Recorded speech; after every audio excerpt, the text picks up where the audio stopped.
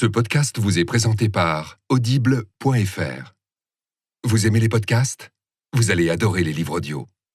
Téléchargez-les et écoutez-les sur votre smartphone. Avec l'offre d'essai, le premier livre audio est offert sur audible.fr/slate.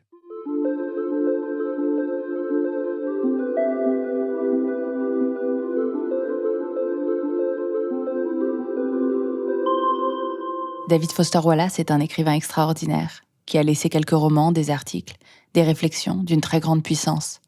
Il est mort en 2008, un 12 septembre. Sa femme Karen est rentrée à la maison, chez eux à Claremont, en Californie, et il s'était pendu. Il avait attaché un tuyau d'arrosage au pot d'échappement de sa voiture avec son bandana. Wallace souffrait depuis longtemps de dépression, il avait été diagnostiqué pendant ses études à l'université, il prenait des médicaments et la maladie labourait tous ses textes. Dans son roman Infinite Jest, par exemple, l'un des personnages, Kate Gomper, explique, après avoir avalé des médicaments, « Je voulais juste arrêter d'être consciente. J'aimerais mieux ne rien ressentir que ressentir ça. Comme si chaque atome, chaque cellule cérébrale, je sais pas, était tellement nauséeuse qu'elle avait envie de gerber, mais qu'elle pouvait pas. Et vous ressentez ça tout le temps. Et vous êtes sûr, absolument certain, que cette sensation s'arrêtera jamais, que vous allez la ressentir toute votre vie. » Pas étonnant donc que sur les forums américains, on retrouve souvent décrite comme la plus pertinente définition du suicide, une définition forgée par l'écrivain. Les gens qui se suicident ne le font pas par désespoir, explique Wallace, ni en vertu d'une conviction abstraite selon laquelle les avantages et les inconvénients de la vie ne s'équilibrent pas, et certainement pas parce que la mort a soudain l'air attrayante. La personne dont l'invisible agonie atteint un stade intolérable se tuera de la même manière qu'une personne enfermée dans un immeuble en feu finira par sauter par la fenêtre. Ne vous trompez pas au sujet de ceux qui sautent d'un immeuble en feu. Leur terreur, à l'idée de tomber de haut, est aussi grande que le serait la vôtre ou la mienne si on se tenait à la fenêtre d'un immeuble intact à contempler sereinement la vue.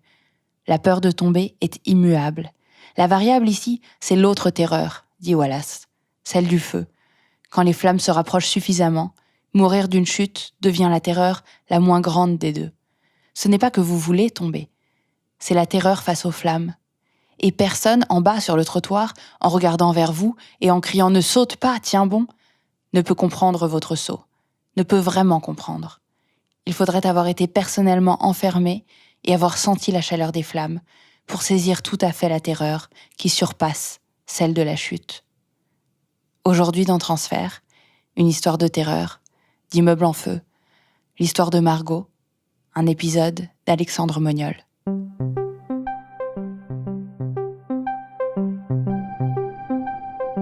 On est mi-octobre 2016. J'ai besoin d'un certificat médical pour mes activités sportives à l'école. Et du coup, je me rends chez un médecin traitant.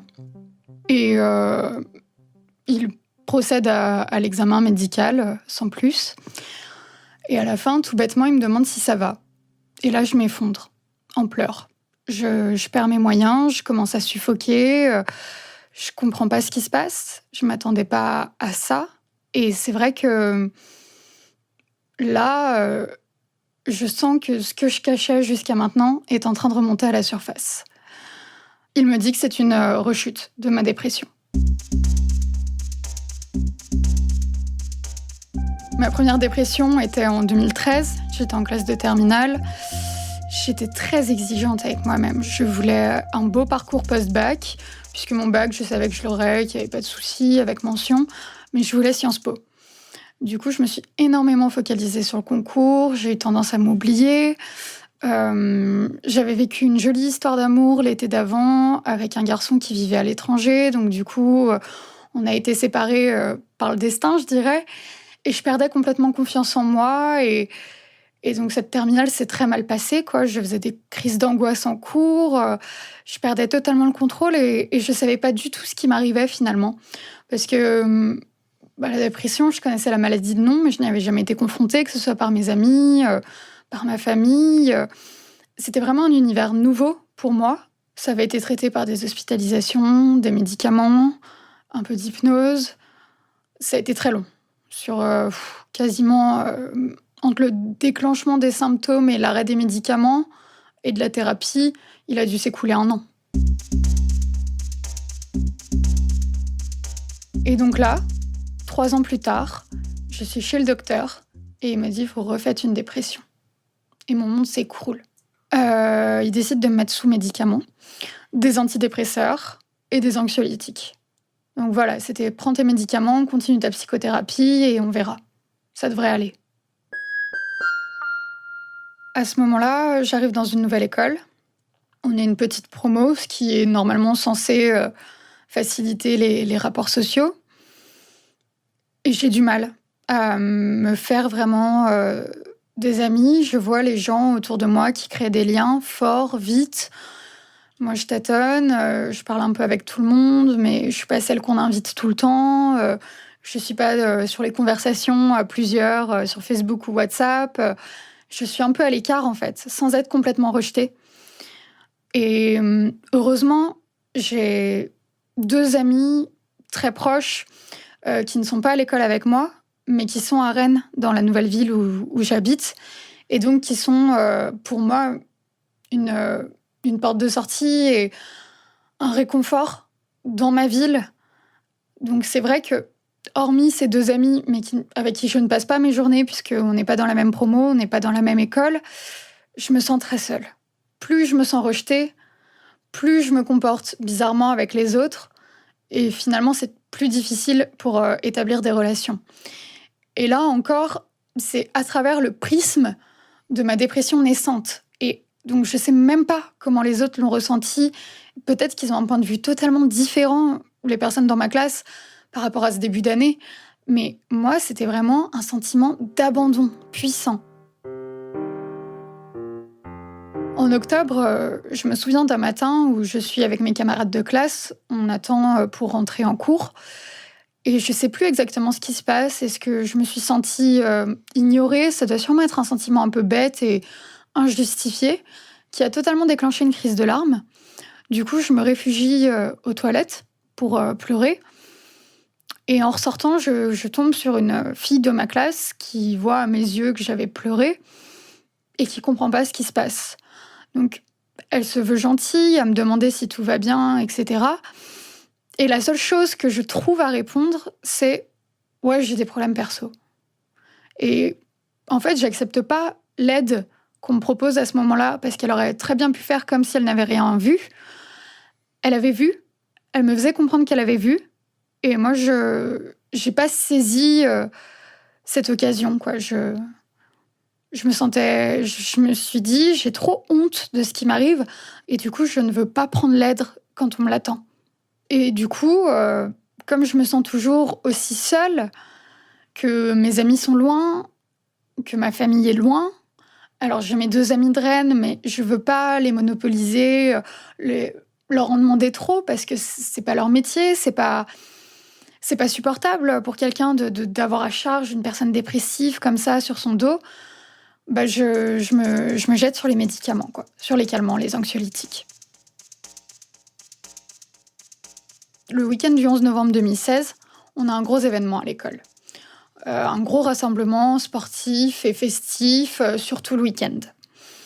Et comme l'école est un peu éloignée du centre-ville, là où on habite, on s'y rend en voiture. Et donc le soir, il n'y a plus de bus pour rentrer. Donc si on veut boire, il faut qu'il y ait une des filles qui se désigne comme Sam. Et comme il y avait 2 soirées, et qu'on était 2 à avoir une voiture, dont moi, on s'était mis d'accord pour qu'il y en ait une qui ne boive pas le samedi et l'autre le vendredi. Donc moi, je crois que je pouvais boire le samedi et donc faire la fête. Le truc, c'est qu'avec les médicaments, tu peux pas boire. Parce que comme ça a un effet directement sur le cerveau, que ça a tendance à endormir, que ça joue sur les hormones en fait du cerveau, l'alcool, avec les médicaments, ça multiplie les effets de l'alcool. Et donc là, on est à l'école, c'est la journée, c'est quoi, 1 semaine avant l'événement. Je m'adresse à la fille qui devait conduire le samedi en lui disant t'auras pas de soucis, tu pourras boire les 2 soirs parce que finalement, je conduirai les 2 soirs car je prends des médicaments et je ne peux pas boire. Donc là, mes copines, très gentiment et sans aucune arrière-pensée, m'ont demandé... Enfin, n'ont pas trop insisté, mais ont dit « Ah, rien de grave » ou voilà, une inquiétude, je dirais normale, proportionnelle par rapport à la situation, parce que j'étais pas non plus en pleurs, ni rien, du genre il m'arrive un truc gravissime. Et là, je dis « Non, c'est bon ». Et donc, je refuse encore d'exposer le problème. Je garde pour moi ce qui se passe. Je somatise énormément ma dépression. Physiquement, j'ai tout le temps mal au ventre. Je me plie en deux pendant les crises d'angoisse, je hurle, je suis vraiment, mais littéralement pliée. Et j'ai l'impression de n'être plus qu'un trou noir, d'être seule, et ça me bouffe de l'intérieur. Un soir, je suis face à ce trou noir, je pleure énormément, je tremble, j'ai du mal à respirer, j'hyperventile.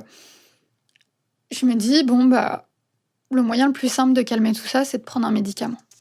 J'avais déjà pris la dose qui m'était prescrite par le médecin, mais là, je choisis sciemment d'augmenter la dose pour me calmer.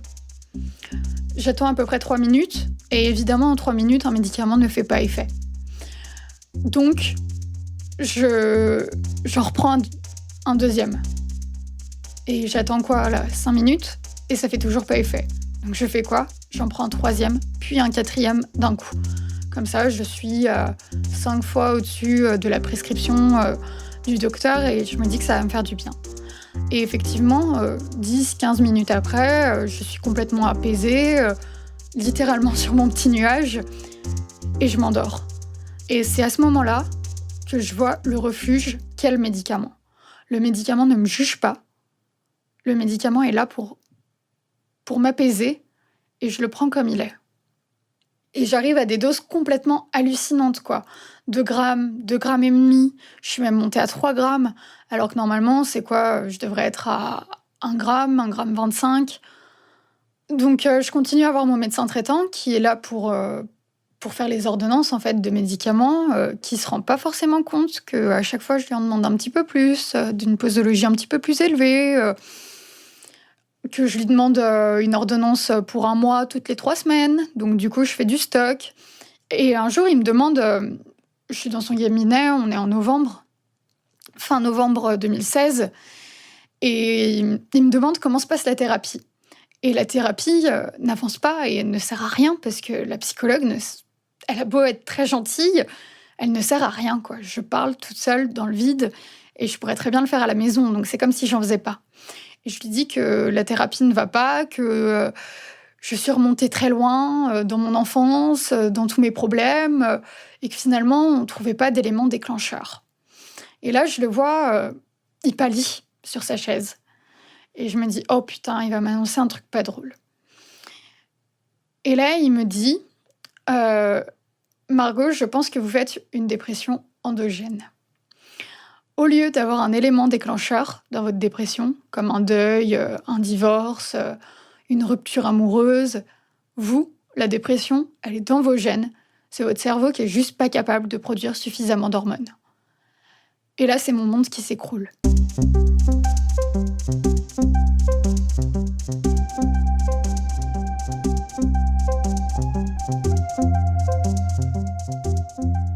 Parce qu'il apporte pas de solution. La seule chose qu'il me dit, c'est faudrait être patiente, prendre des médicaments, et peut-être que advienne que pourra, la médecine fera des progrès, et on trouvera une solution dans un futur plus ou moins proche. Et finalement, ça m'a achevée. Pour moi, tout est perdu. Un matin, je suis à la fac, cours de droit, comme tous les autres jours. On est au mois de décembre. On est même le 5 décembre. Et ça va pas, comme tous les autres jours. C'est-à-dire que je me sens seule, je me sens mal aimée. C'est la rengaine habituelle, quoi. Le désespoir habituel, le sentiment de solitude habituel. Du coup, je vais commencer à prendre 1 ou 2 Xanax en plus, parce que c'est l'habitude. Quand on se sent seul, on prend du Xanax. Et le cours se termine, je prends mes affaires et je décide d'aller manger chez moi pour être seule. Et à 200-300 mètres de chez moi, il y a une sorte de petit pont sous lequel passent des voies de bus. Et je m'arrête sur ce pont, je pose mon sac et je mets mes mains sur la rambarde et je commence à essayer de me dresser en fait sur la rambarde. Et là, je me dis, non, tu peux pas faire ça aujourd'hui, c'est l'anniversaire de ta sœur.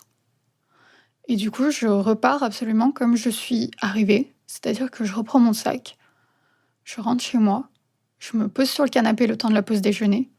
Je mange même pas parce que je mange très peu à cette époque.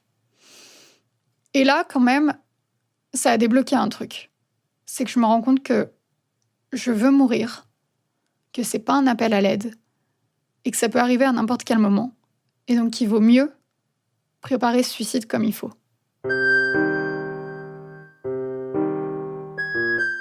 Au départ, je me dis, j'ai pensé pendant une seconde à me foutre sous un bus ou sous un train. Et là, je commence à réfléchir et je me dis, putain, c'est quand même assez atroce comme mode opératoire. Parce qu'alors, certes, j'ai quasiment aucune chance de me louper, mais il y a quand même un mec qui conduira le bus ou le train, qui verra mon corps se déchiqueter sous ses yeux, et en plus, il faudra que quelqu'un vienne nettoyer, quoi. Et ça peut paraître complètement absurde, quoi, de penser à l'impact que notre suicide peut avoir sur des inconnus et sur la manière. Et là, je me dis, ouais, mais non, mais je peux pas faire ça, quoi. C'est trop égoïste. En plus de la mort par suicide sous un train ou sous un bus, je me dis, mais mes parents, ils n'auront pas de corps, quoi, pour faire l'enterrement et tout. Il va y avoir que des vieux morceaux de moi. Ça va être super difficile pour l'étape du deuil et tout. Je peux pas leur faire ça à eux non plus. Donc en fait, j'exclus le bus ou le train pour les autres. Donc j'en viens à l'idée la plus simple et la plus légale, ce sont les médicaments.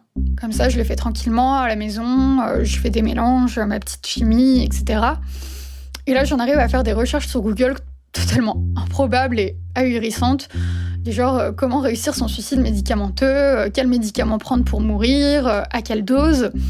Et là, je tombe quand même sur pas mal de forums de parents qui se lamentent. Mon enfant a tenté de se suicider. Tant mieux pour les parents, l'enfant n'avait pas réussi. Et où les parents listaient en fait tout ce que leurs enfants avaient pris. Et puis tu te dis, putain, quand même une sacrée quantité de médocs. Et en fait, ils n'arrivent pas à mourir, quoi. Et donc je me dis, c'est peut-être pas la solution. Et là, je me dis, l'arme, ça peut être pas mal.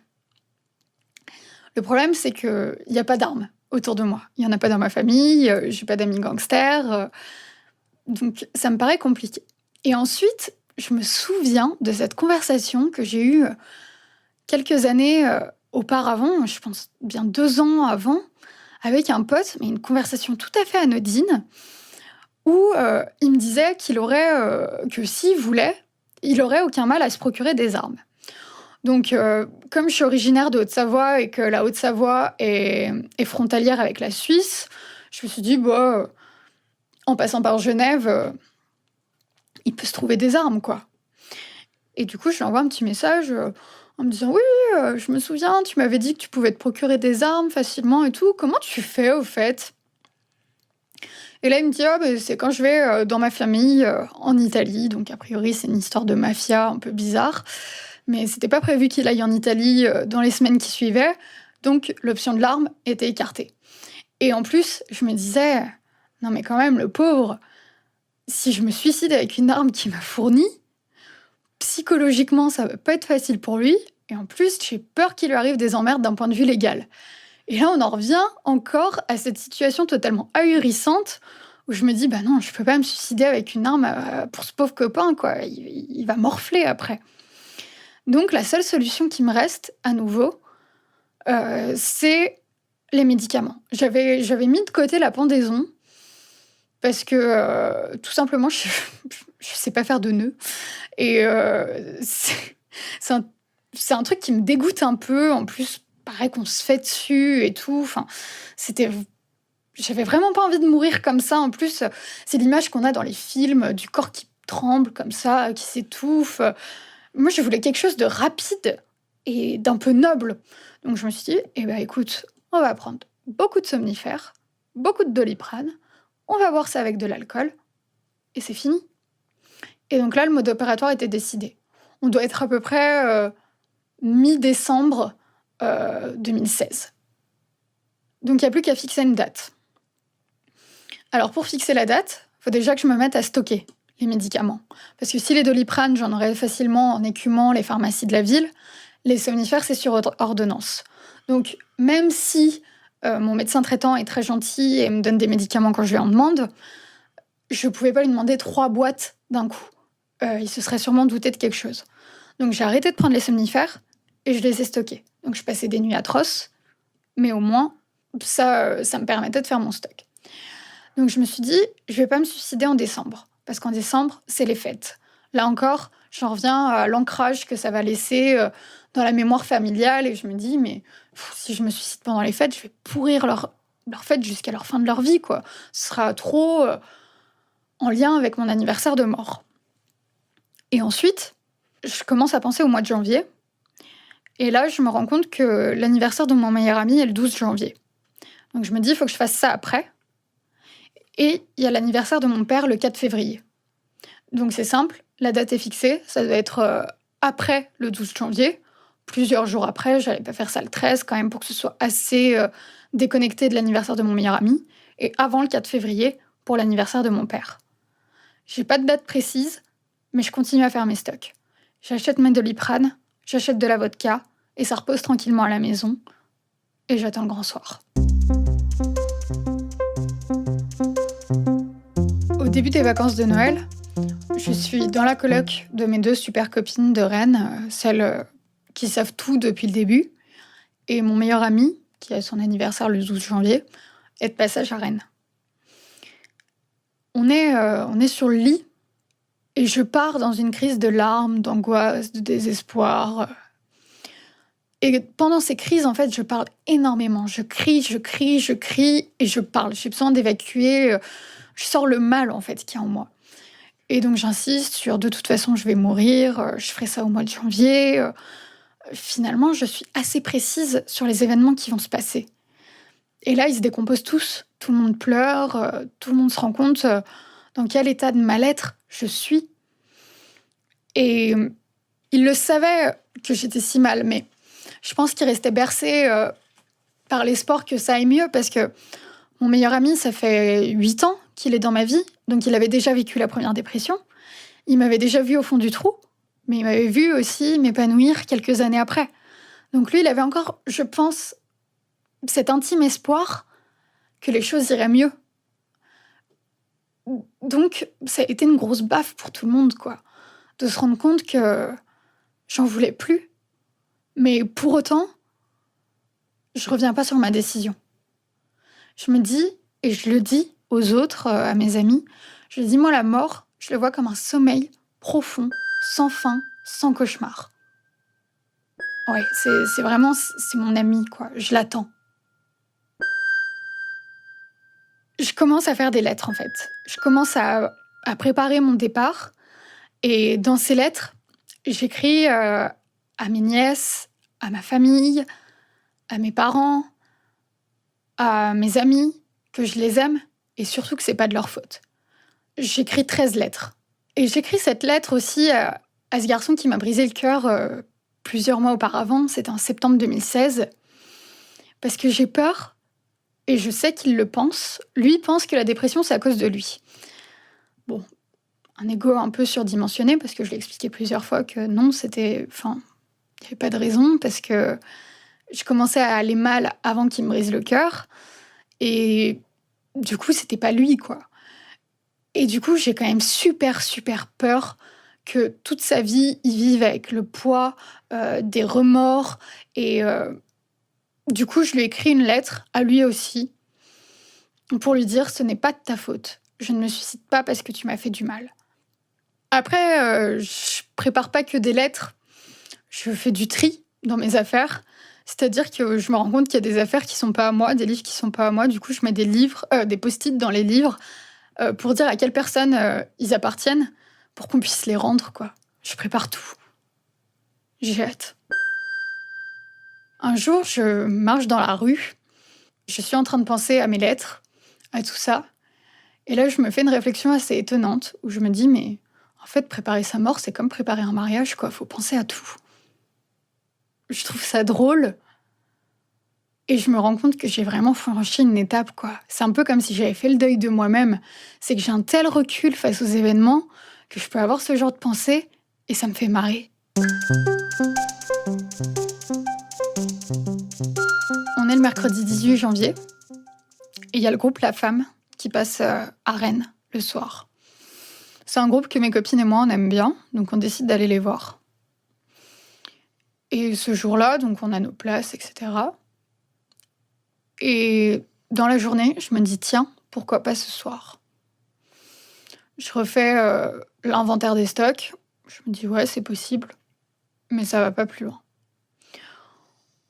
On va au concert. Et je sais plus si c'est dans la file d'attente pour rentrer ou si c'est l'heure des premières chansons. Je me dis, c'est bon, c'est pour ce soir. Stratégiquement, c'est super intéressant. Parce que je suis avec mes copines, donc mes super copines qui savent tout depuis le début. Et du coup, elles vont me voir dans un état un peu festif, joyeux, d'un concert. Et donc, dans ma tête, elles vont pas s'inquiéter de pas avoir de mes nouvelles le lendemain matin, ou voire le lendemain après-midi. Donc je me dis, c'est le meilleur moment. Donc je joue le jeu, je passe un bon concert, je profite avec mes copines. À la fin du concert, on se grille une cigarette ou deux devant la salle, on discute, on débriefe. Et ensuite, on rentre chacune chez soi, quoi. Chacune prend un chemin différent. Et moi, je prends mon temps, parce que c'est ma dernière balade en ville. Je passe par les petits trucs que j'aime bien. Je me précipite pas. Je crois que j'envoie quelques messages. J'en envoie un notamment à mon meilleur ami, qui m'avait souhaité un bon concert, et qui m'avait dit « Tu me diras comment c'était ». Je rentre à la maison, et donc là, j'avale l'équivalent de 3 semaines de somnifères, plus une boîte entière de Doliprane 1000 mg et l'équivalent d'un quart de vodka. Je refume une cigarette et comme je vis avec mon chat, je lui mets des croquettes pour 2 jours et de l'eau pour 2 jours. Je me dis de toute façon, on mettra pas plus de temps pour me récupérer, quoi. Comme j'appelle ma mère tous les jours, on va voir que je suis inactive sur les réseaux sociaux. 2 jours, ça me paraît convenable. Je mets mon pyjama préféré, comme d'habitude, et je me couche. Je ressens rien à ce moment-là. Et pour moi, ça y est, c'est fini. Je me souviens très peu de la journée du lendemain, du jeudi, parce que j'ai quand même avalé une sacrée quantité de médicaments. Donc je me souviens de quelques éléments. Et le reste, c'est ce qu'on a pu me raconter, ou ce que j'ai pu déduire en regardant mon téléphone avec les messages envoyés, les appels reçus, etc. Et en fait, c'est moi qui vais envoyer le signal d'alarme.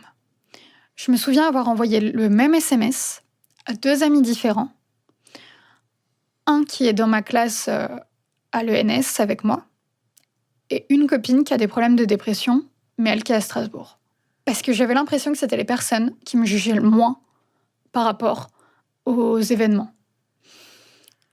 Et je me souviens par contre, et c'est assez dingue, que mon message commençait par PTDR. J'ai avalé l'équivalent de 3 semaines de somnifères, et je suis encore là.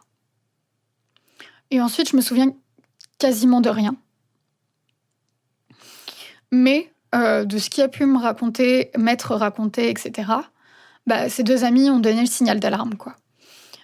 Notamment ma copine à qui j'ai écrit, elle est dans la même école que mon meilleur ami à Strasbourg. Donc je pense qu'elle allait directement le voir. Il a dû appeler ma mère, qui a dû appeler mes 2 super copines de Rennes. Et là, le problème, c'est qu'ils connaissaient pas l'étendue et la gravité de la situation. Donc ils ont tous tenté de m'appeler, passer à l'appartement. Mes super copines ont le double des clés. Mais j'avais laissé les clés sur la serrure, donc elle pouvait pas rentrer. Et à un moment, j'ai dû avoir mon meilleur ami, parce qu'il m'a dit, après, il m'a dit, à un moment, tu m'as enfin répondu pour m'insulter, en disant, vous en avez pas marre de me harceler, donc a priori, on était tout le temps en train de m'appeler. Et ensuite, j'ai eu ma mère au téléphone qui m'a dit, il faut que tu sortes de ton lit. Je vis dans un appartement avec une mezzanine, que tu descendes et que tu ailles ouvrir la porte pour que les pompiers n'aient pas à défoncer la porte. Je l'ai fait, puisque les pompiers sont rentrés sans défoncer la porte, et ils m'ont trouvée sur le canapé, inerte. Et là, je recommence à avoir mes propres images, parce que mes 2 super copines sont arrivées, je sais pas, 1 minute après les pompiers, et je vois encore leur visage crispé par la peur. Et j'en suis pas certaine, mais je crois que les pompiers les ont mis dehors, le temps de voir dans quel état j'étais, et ensuite ils ont dû leur ouvrir. Et je vois les pompiers qui étaient là, et qui regardaient sur la table, qui comptaient les emballages de médicaments, et j'en entends un qui dit « Oh putain !» face à l'étendue du truc, quoi. Donc ils recensaient tout. Et ensuite, je suis partie en ambulance. Je me souviens m'être réveillée. Je pense que j'étais en réanimation, ou c'était les urgences, en tout cas, j'étais pas dans un service particulier. Et où j'hurlais, parce que j'avais soif, mais soif, et personne venait, quoi. Mais je me souviens que enfin, quand on m'a apporté de l'eau, la personne que j'ai eue en face de moi n'a fait part d'aucune compréhension, d'aucune d'empathie. Et là, c'est un moment énorme de solitude où tu te dis « Putain, je suis une grosse merde, parce que j'ai même loupé mon suicide. » Et ensuite, je commence à avoir des vrais souvenirs. C'est quand j'arrive aux soins intensifs, que je rencontre le médecin, que ma mère est arrivée à Rennes. Et j'ai une grande chambre, rien que pour moi, lumineuse, le lit est confortable. J'ai plutôt... C'est horrible à dire, et c'est même bizarre, mais j'ai un bon souvenir des soins intensifs, en fait. Parce que, contrairement aux urgences, on est quand même moins de patients pour beaucoup plus de moyens. Donc du coup, le personnel médical prend du temps, quoi. Ils prennent du temps pour t'expliquer ce qui se passe, ils t'apportent du sirop, ils prennent le temps de te laver les cheveux. Et c'est plutôt agréable, quoi, comme endroit. Je me souviens, mes copines, elles arrivaient en dehors, genre 10 minutes avant la fin des autorisations de visite. Et le personnel médical disait « Oh, mais vous restez autant de temps que Margot veut. Voilà, tant qu'elle n'est pas fatiguée, vous pouvez rester. » Enfin, j'étais un peu la petite princesse, quoi, du service, dans mon grand lit. Tout le monde était gentil. Je me sentais bien, quoi. Je me sens plus seule et il y a beaucoup de médicaments dans mon sang aussi. Ce qui fait qu'il y a ce côté un peu... je dors, je me réveille, il y a des gens qui m'aiment qui sont là, je me rendors, je vais pas en cours, j'ai pas mes problèmes d'angoisse. Je suis quand même assez soulagée, quoi. Et je sais pas, ça doit être le 2e ou le 3e jour de mon hospitalisation. Le médecin est venu, le chirurgien ou le docteur, enfin, je sais pas trop, quoi. Et il m'a dit votre foie est très, très, très endommagé. Par rapport à un foie normal, il est 180 fois malade. Et il faudra peut-être avoir recours à une greffe. Et là, je refuse la greffe. En disant au type que si j'ai tenté de me suicider, c'est pas pour prendre le foie à quelqu'un qui en a vraiment besoin. J'estime que je ne mérite pas d'un foie, puisque j'ai voulu bousiller le mien. Et donc, on s'arrête là, quoi. Et intimement, j'ai quand même l'espoir que mon foie lâche, quoi. Je pense aussi que je suis bien, parce qu'il y a encore un petit espoir que je meure. Parce que je me dis, s'il y a besoin d'une greffe, on greffe pas n'importe qui pour n'importe quelle raison. C'est que le médecin doit flipper, que mes jours sont encore en danger. J'avais des patchs partout sur le corps, j'étais surveillée H24. Ouais, je pense que j'avais encore ce petit espoir de mourir. Il faut voir comment évolue l'état de mon foie, et entre-temps, il va me donner du phosphore. Ensuite, mon foie commence à se rétablir à peu près normalement. Il n'y a plus de risque de mort, malheureusement. Et donc, il faut m'envoyer vers une autre unité, un autre service. Et donc, on m'envoie vers un service psychiatrique, public. Je connaissais les services psychiatriques de ma première dépression, mais privés. Et en fait, c'est le jour et la nuit, quoi. Le public n'a pas les moyens. J'étais dans une chambre absolument atroce, sale. Pas du tout. Il n'y avait pas le Wi-Fi, pas la télé. Ça peut paraître secondaire, hein, mais passer la journée entière sans distraction, que ce soit Internet et la télé, c'est genre super long. Alors, heureusement, mes parents pouvaient me rendre visite tous les jours, dès le début de l'après-midi jusqu'à 18-19 heures. Et j'avais des gros soucis d'insomnie, en fait.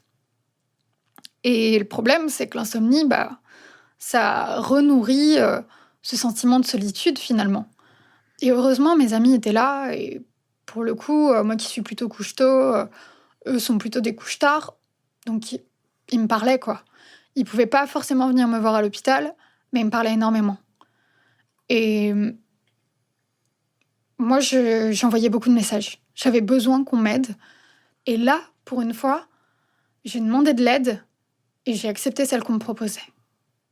Et cette fois-ci, je me dis, va peut-être falloir que tu te soignes et qu'on essaie de voir si cette connerie est vraiment endogène. Et au pire, la prochaine fois, tu passeras sous un train, quoi. Donc après, mes parents me sortent de cet endroit, me ramènent à la maison en Haute-Savoie. À ce moment-là, je reçois beaucoup de messages d'amour, donc qui viennent de mes plus vieux amis et aussi de mes camarades de classe un peu plus récents, pour qui j'avais l'impression de ne pas compter, en fait. Et je me suis rendu compte que ça les a affectés, et donc que j'étais pas l'inconnue que je pensais être dans cette classe. Je sens à ce moment-là qu'il y a un sentiment de désarroi. Du genre, on aurait voulu t'aider, on aurait peut-être pu faire quelque chose, mais tu nous en as pas donné l'occasion. On en arrive au stade où on n'a pas de solution. Parce que c'est hors de question que je continue ma thérapie avec la psychologue de Rennes. Même si elle est très gentille, comme elle a servi à rien, on n'allait pas continuer avec elle, hein, ça ne m'aurait pas soignée pour autre chose. En plus, j'étais chez mes parents en Haute-Savoie. Donc on va prendre les pages jaunes, on va taper psychologie, et on nous avait parlé de la thérapie cognitivo-comportementale, en disant que ça faisait des miracles.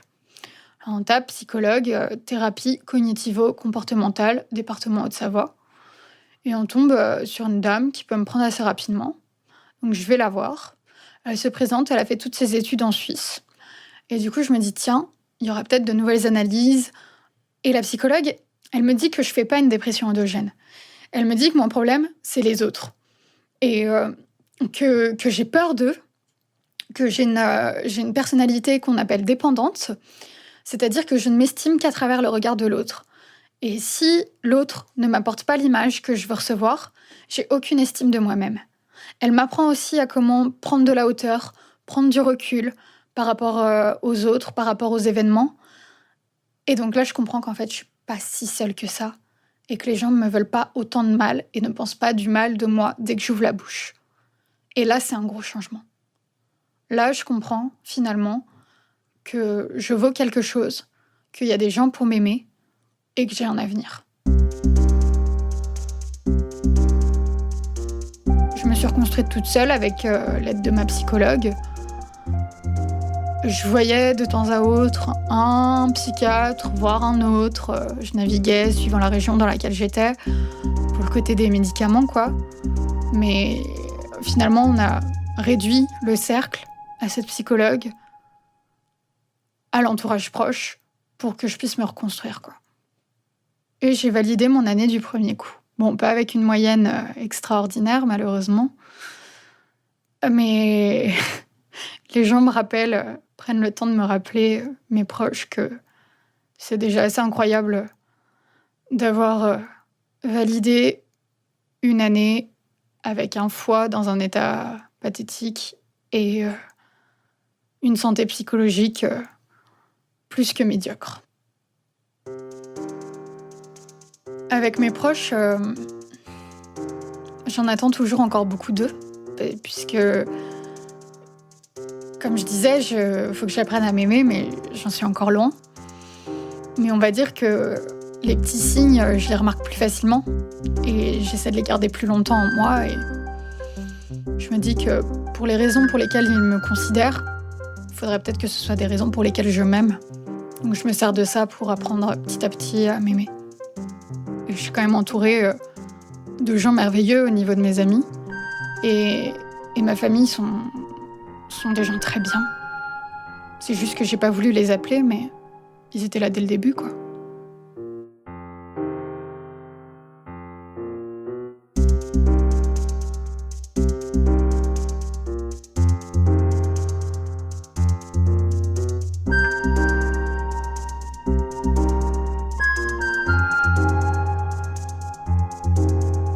Cet épisode était signé Alexandre Moniol. La musique était composée par David Stank, le mix l'œuvre de Jean-Baptiste Aubonnet. Et si vous avez des histoires à nous raconter, des messages, des questions, des réclamations même, écrivez-nous à podcast@slate.fr ou sur les réseaux sociaux, Slate France Podcast sur Facebook, @Chapudlo sur Instagram. N'oubliez pas aussi, quand l'humeur vous prend, de nous laisser des étoiles sur iTunes, voire des commentaires. À bientôt. Ce podcast vous a été présenté par Audible.fr. Vous aimez les podcasts ? Vous allez adorer les livres audio. Téléchargez-les et écoutez-les sur votre smartphone. Avec l'offre d'essai, le premier livre audio est offert sur audible.fr/slate.